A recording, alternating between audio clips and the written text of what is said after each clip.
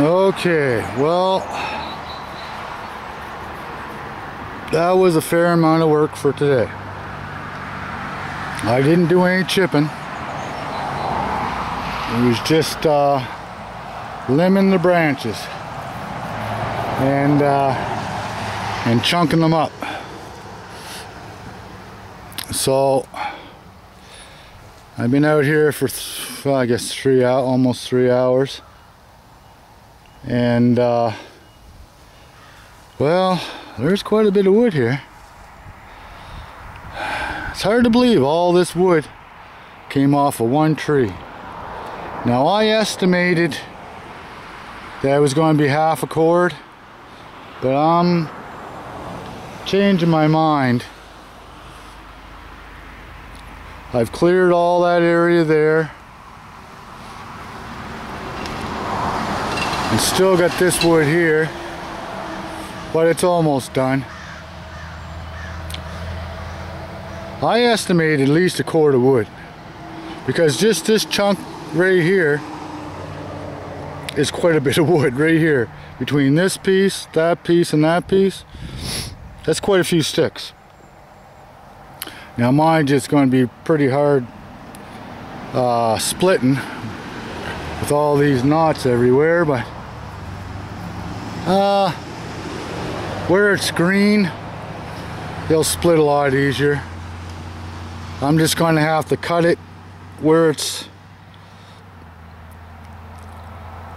on all these angles. I'm going to have to cut it so it's straight for going into the wood splitter. But yeah, the sweat. It's only, I think, 20 degrees here, but it's humid, very humid, because everything's wet. You can just see the branches are wet. So it's very humid today. And like I say, I just been throwing the bigger branches over there. Anything that's around 2 inches or lower are piling here. And it's just, this tree is a never-ending story. It just keeps on going. So I think I'm going to actually have to I moved those other 2 pieces, but I think I'm going to have to get the backhoe to move this foolish thing. I honestly do. To cut it, I'm going to have to get the backhoe out here and move it around with the backhoe, I think. Maybe take one of those chunks and put it underneath it and chunk it up that way. Because I sure as heck can't move it. It was all I could do to move those things around. Well, not all I could do. I moved them fairly easy, but there's no way I'm moving that. Not by hand. So, and I don't know. I might just take and shave that off and just use it for a bench or something. It sure is big enough, that's for sure. And it's not like I really need that wood, because it's going to be really hard to cut with electric chainsaw. I got the Husky, but even that I think it's only an 18-inch blade on it, or chain, I guess. So as for those bigger chunks, I'll see if I can get through the bigger chunks with my chainsaw. I'll put it up on the stump there, and I'll see how much trouble I have going through it with that.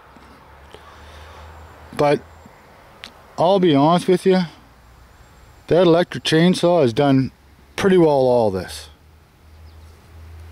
It's pretty well cut all this, and I only sharpen it when I at the first of the year here, so I haven't sharpened chain since, which I probably should do, but I'm